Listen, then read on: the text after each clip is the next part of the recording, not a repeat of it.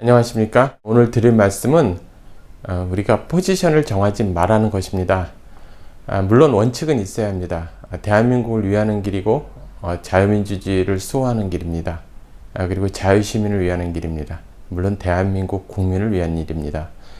그런데 포지션을 정하지 말라는 말은 미리 어떤 인물을 중심으로 그 사람을 지지하기로 하고 따라가다 보면 굉장히 위험에 빠질 수 있다는 그런 점을 말씀드리려 합니다. 우리가 역사에서 배우죠. 박근혜 대통령이 탄핵당하는 과정, 그때 보면은 좌파들한테 끊임없이 세월호부터 해서 계속 흔들리고, 그리고 광화문에서 좌파 세력들, 민노총, 그리고 많은 군중들을 동원해서 위협을 가한 다음에, 그리고 내부에 있는 배신 세력과 연합을 해서 탄핵을 했습니다. 그리고 헌법재판관들이 인용을 해서 박근혜 대통령은 쫓겨나게 된 것입니다. 흔히 우리는 그 박근혜 대통령이 쫓겨나던 그러한 사례를 자꾸 연상을 하게 됩니다. 그런데 같은 점이 있고 다른 점이 있습니다. 박근혜 대통령은 기본적으로 자유민주주의에 대한 신념이 확실하고요. 반공에 대한 것도 확실합니다. 그리고 대한민국 체제를 수호하려고 했습니다. 그런데 윤석열 대통령은 그런가 여러분들이 잘 생각해 봐야 합니다. 등장 배경부터 다르고요. 성장 배경도 다릅니다. 그리고 스스로 이야기했듯이 김대중과 노무현을 존경하고 문재인 정책들을 계승하고 있습니다. 그러니까 윤석열 대통령 지지로 방침을 정한 다음에요. 크게 배신당할 수도 있다는 말입니다. 물론 반대의 경우도 있습니다. 그래서 여러분들의 어떤 포지션을 인물 중심에 두라는 것이 아니라 원칙 중심에 두라는 겁니다. 여기서 이재명이나 조국 이런 사람들을 얘기할 필요는 없습니다. 그 사람들은 타도 대상입니다. 그 방침은 분명합니다. 두 번째는 그 김영삼 모델 3당 합등 호랑이를 잡으러 호랑이굴로 들어간다 하지만 그 이후에 우리나라는 조금씩 자유민주주의가 파괴됐고 우파가 괴멸됐습니다. 그 YS 때를 잘 생각을 해봐야 합니다. 이재명, 조국, 문재인, 윤석열, 한동훈이 같은 그룹에 있을 수 있습니다.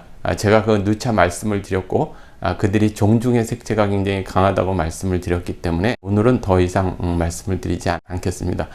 여러분들이 정말 죽을 힘을 다해서 목숨을 걸고 지켜낸 윤석열과 한동훈이 개헌을 할 수 있습니다. 그럴 때 여러분들이 갑자기 포지션을 바꾸기 굉장히 어려울 겁니다. 선거가 열흘 정도밖에 남지 않은 시점에서 여러분들이 정한 방침은 누구도 바뀌지 않습니다.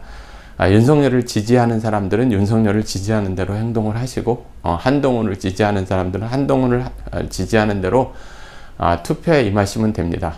그리고 자유통일당이나 또 그 자유민주당 그리고 가가호호당 그리고 여러 당들이 있죠. 우리 공화당 그것을 지지하는 분들은 그대로 하시면 됩니다.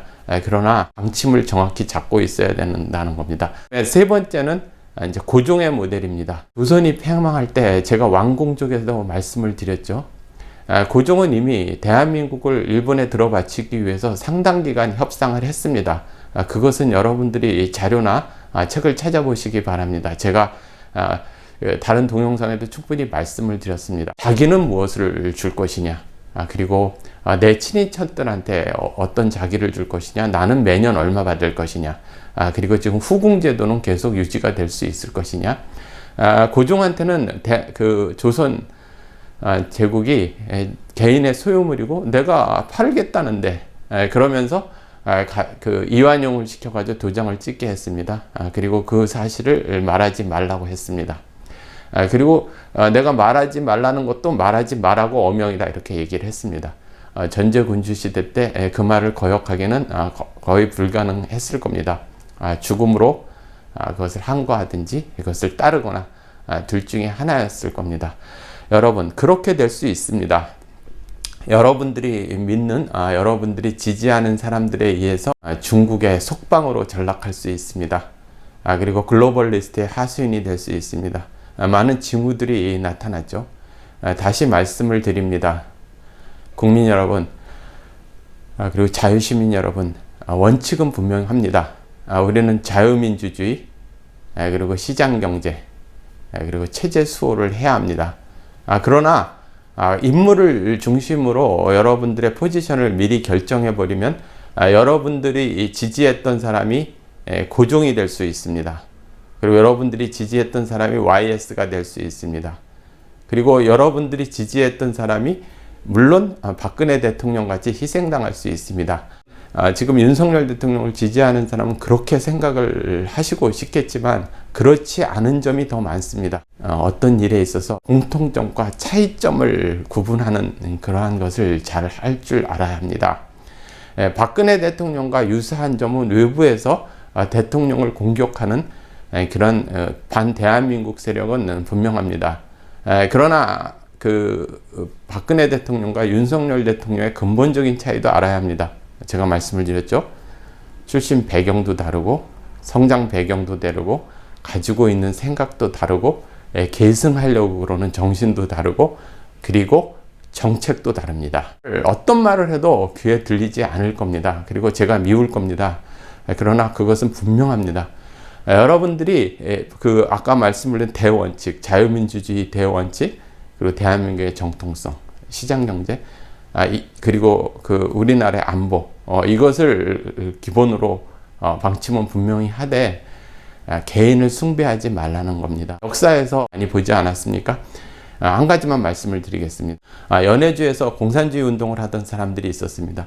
볼셰비키한테 협력을 해서 일본을 물리쳐 주면은 나중에 어떤 자치구나 독립을 시켜주겠다 이렇게 거짓 약속을 했습니다. 그래서 일본과 싸웠습니다. 그렇지만 돌아오는 것은 무엇이었냐면요. 만주를 러시아와 일본이 양분하면서 그렇게 합의하기로 하면서 연해주에 있는 공산주의자들을 모조리 일본한테 넘겼습니다. 그래서 그들은 전부 학살당하고 총살당했습니다. 그럴 때 현명한 지도자는 러시아를 믿지 않았습니다. 자기 부하를 생각하고 정세를 읽을 줄 아는 사람들, 그리고 방침을 미리 정하지 않은 사람들은 이것이 뭔가 심상치 않다. 너희들 독립군들, 그리고 공산주의자들 다 모여라. 이렇게 러시아가 명령을 했을 때 따르지 않고 추이를 받습니다. 그러나 무조건 러시아 만세, 공산당 만세, 이렇게 믿고 갔던 사람들은 모조리 학살당하고 몰살당했습니다. 여러분, 그것이 얼마나 자기뿐만이 아니라 다른 사람들을 위험에 빠뜨리는지, 국민들을 위험에 빠뜨리는지 아셔야 합니다. 여러분, 뻐꾸기를 믿으면서 끝까지 추종하다가 나중에 굉장히 위험에 빠지고 자기만 위험에 빠지는 것이 아니라 다른 사람들의 생명까지도 전부 앗아갈 수 있습니다. 지금 해야 할 일은 무엇이냐면 섣불리 움직이지 않고 관망하는 것입니다. 관망하면은 그 모습이 드러납니다. 이건 투자에서 하는 이야기지만 물이 차있을 때는 누가 수영복을 입지 않았는지 알 수 없습니다. 그러나 물이 빠지면은 누가 수영복을 입지 않았는지 알 수 있는 것입니다. 지금은 여러분들이 어떤 개인 숭배나 개인 지지 때문에 눈이 멀기도 하고 어떤 때는 판단력이 흐리기도 해서 누가 수영복을 입지 않았는지 보이지 않지만 조금 있으면 그것이 개연으로 나타나든 야합으로 나타나든 중국의 속방화로 나타나든 분명하게 나타날 시기가 있습니다. 그때 여러분들의 싸움을 시작하시면 됩니다. 미리 여러분들끼리 싸울 필요도 없습니다. 나는 한만세다, 나는 윤만세다 이러면서 싸울 필요도 없습니다. 그리고 박근혜 대통령 때 같이 똑같은 일이 벌어진다 이렇게 생각하실 필요도 없습니다. 상황은 항상 변하고요. 통일전선 전술은 같은 일을 반복하지 않습니다.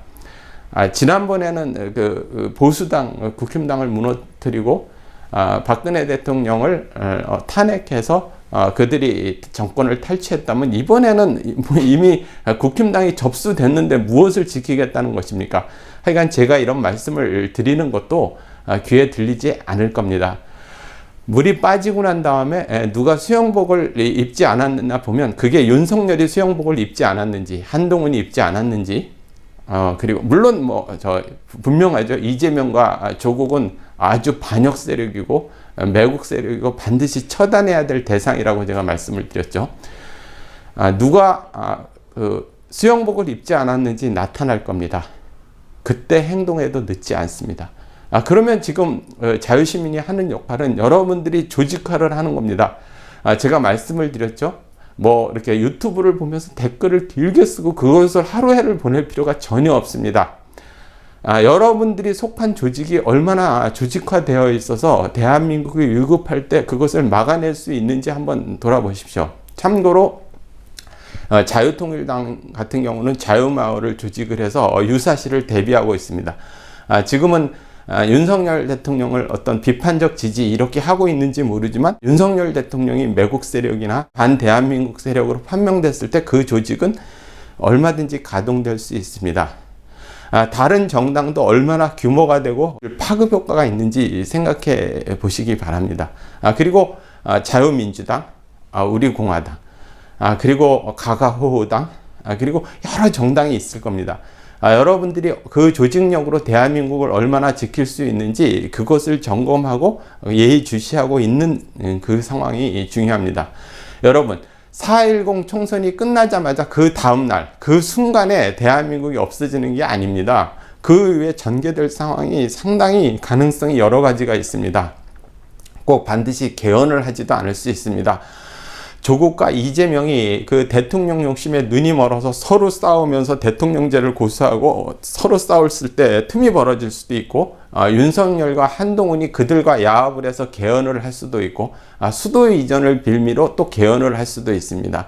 그리고 그들이 전부 종중 매국화돼 가지고 중국의 속방으로의 개헌을 추진할 수 있습니다. 그렇게 됐을 때, 물론 가능성입니다. 그렇게 됐을 때 여러분들이 한만세에다가 그 어떤 포지션을 두고 있으면 그 다음에 수정하기가 굉장히 어렵습니다. 또 윤만세 이전에 포지션을 두고 있으면 그 태도를 수정하기 굉장히 어렵습니다. 왜냐하면 자기가 여태까지 계속 했던 말, 그리고 자기가 생각했던 것들 때문에 계속 그쪽으로 끌려갈 수밖에 없습니다. 다시요, 원칙. 자유민주주의를 수호한다. 대한민국의 정통성 계승한다. 그리고 시장경제, 그리고 우리나라의 안보, 국방을 중요하게 여긴다. 그런데 그 원칙에 위배되는 것은 가차없이 처단하고 연대할 수 있는 세력과는 연대한다. 이런 원칙을 세워놓으면 여러분들이 훨씬 가볍습니다. 국민 여러분, 다시 말씀을 드리지만 여러분들이 하고 있는 것은 조직 강화입니다. 그리고 예의 주십니다. 대원칙을 세워놓고요. 포지션을 미리 정해놓지 말고, 그리고 어떤 개인 숭배에 빠지지 마시기 바랍니다. 결정적인 순간을 위해서 조직 강화를 하면서 여러분들이 때를 기다리고 있는 것이 중요합니다. 평상시 조직 강화를 얼마나 하고 있고, 그리고 공부를 얼마나 하고 있느냐가 상당히 중요한 겁니다. 여러분, 그것에 충실해 주시기 부탁드립니다.